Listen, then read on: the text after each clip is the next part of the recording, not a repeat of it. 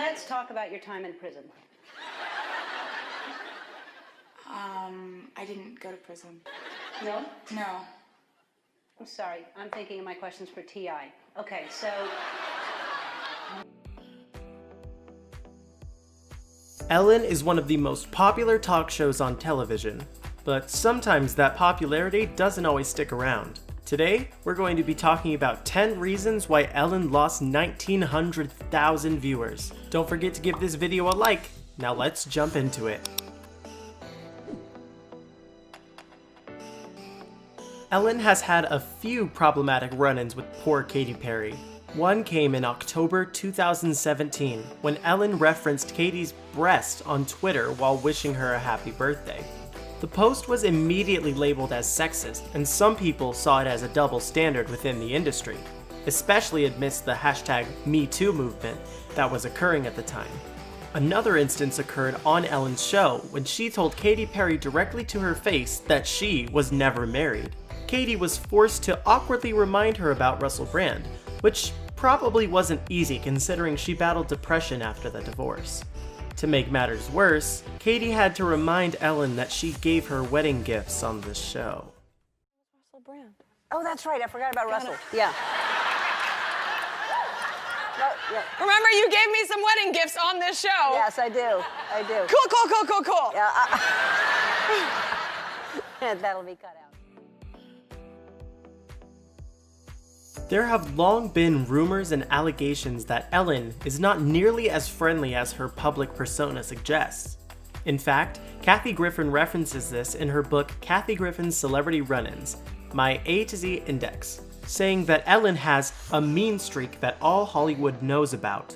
While Kathy doesn't explicitly mention Ellen's name, she accidentally revealed that the allegations were about Ellen while promoting the book. This caused Ellen to call Kathy up. And as Kathy recalls, I think she had a thought that was going to put me in my place. The two proceeded to fight over the phone, and when Kathy eventually hung up, she sobbed like a baby. Her words, not ours. Let's move on. She was furious. What did she say? What did she say? She just really was on a rant. Because I had mentioned on your show that, I wish that women would support each other more, in particular super influential women. There's so few female comics over 50. May we present to you one of the most controversial bits in Ellen history. To test the honesty of her audience, Ellen and her team set up hidden cameras in the gift shop and placed them near a free swag table. The catch? You can only take one free item. Well, good old Nancy took more than one item. So, Ellen decided to call her out. In front of everyone. And on camera, and proceeded to make her sit in Ellen jail, which was a very high seat up on the side of the stage. Yeah, the whole thing is most likely staged, but still, that just proves how fake and manufactured these hilarious skits really are. So before the show, I put out some Ellen products with a sign that said only one per person, and I just wanted to see how honest my audience was, At times, Ellen can be so annoying that even her guests can't hide their frustration. Every now and then, Ellen does some kind of remote segment where she takes celebrities out and does silly things with them in public. And inevitably, some end in the guest telling Ellen how annoying she is. Two great examples of this are Michelle Obama and Cher. When Ellen took Michelle Obama shopping to prepare her life for outside of the White House, it ended with Michelle telling Ellen that she's really annoying. Meanwhile, Cher's clip sees her and Ellen styling hair for some fans, and wouldn't you know it, it ends with Ellen making fun of Cher's lyrics and Cher calling Ellen a bitch. Wait, don't open these up in the store. Why not? I'll turn it off if you don't trust me. I don't. Just hold that. You're really annoying. It's like taking a 3-year-old to the store. Not everybody does everything for you anymore. Well, obviously not. I mean, this was hard.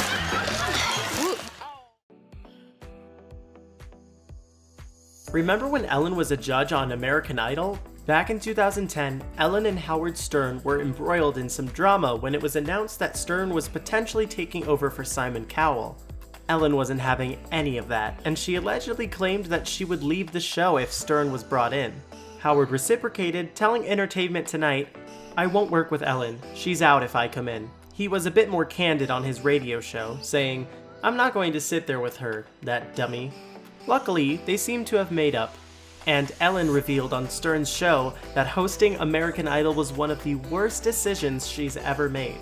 Claire, step forward, and then step back real quick. You're all going through. That was funny. If you're not going to show up to someone's birthday party, you'd better have a solid excuse.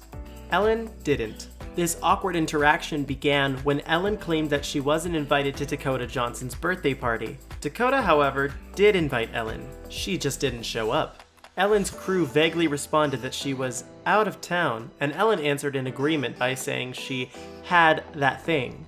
When Ellen remembered that she had been invited, she said that Malibu was too far away. So, to recap, she lied to Dakota by saying that she wasn't invited. She didn't give Dakota an excuse for not showing up, only to claim that the party was too far away. Some friend. How was the party? I wasn't invited. Actually, no, that's not the truth, Ellen. You were invited. From November 2007 to February 2008, Hollywood went through the 2007 to 08 Writers Guild of America strike, centered on increased funding and profits for professional film and television writers. Ellen was identified as the first scab of the strike, as she crossed the picket lines and went back to work after just one day of protesting alongside her writers. The WGA East subsequently declared that Ellen was not welcome in New York following her decision, and scathingly stated that she couldn't even stand by her writers for more than one day. Writers who have helped make her extremely successful. We're not asking for very much. I mean, they want 4 extra cents a DVD and they want 2.5% of whatever they make for profits for internet. If any stock is to be found in anonymous insider sources, then Ellen really isn't a good person to work for. For one, you literally can't even speak to her. Radar Online has alleged that only a few select employees are allowed to speak to Ellen on set. They claim that employees are also expected to turn their backs to Ellen when she walks by, which to us sounds a little extreme and gossipy. But hey, it could be true. The source is directly quoted as saying, "No one is allowed to engage Ellen in conversation or even look her in the eye." We get wanting to work on a big-time talk show, but that sounds like a pure nightmare.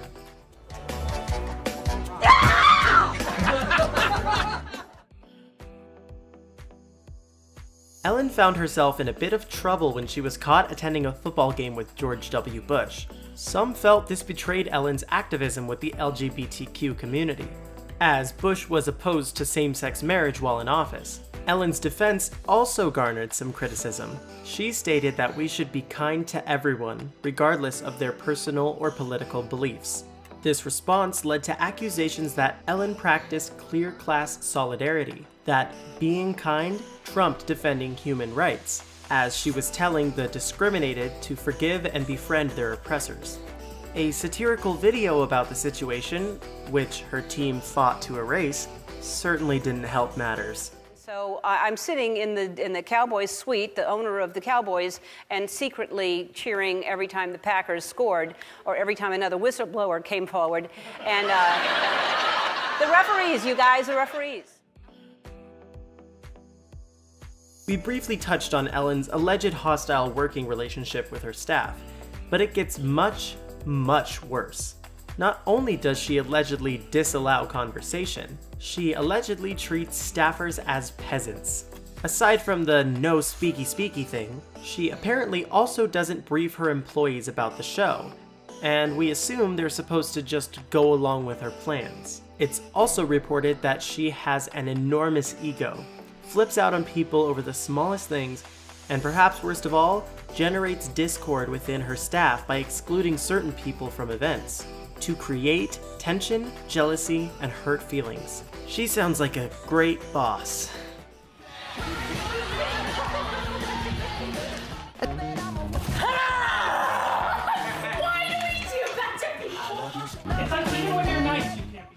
What do you think? Do these allegations about Ellen sound legit?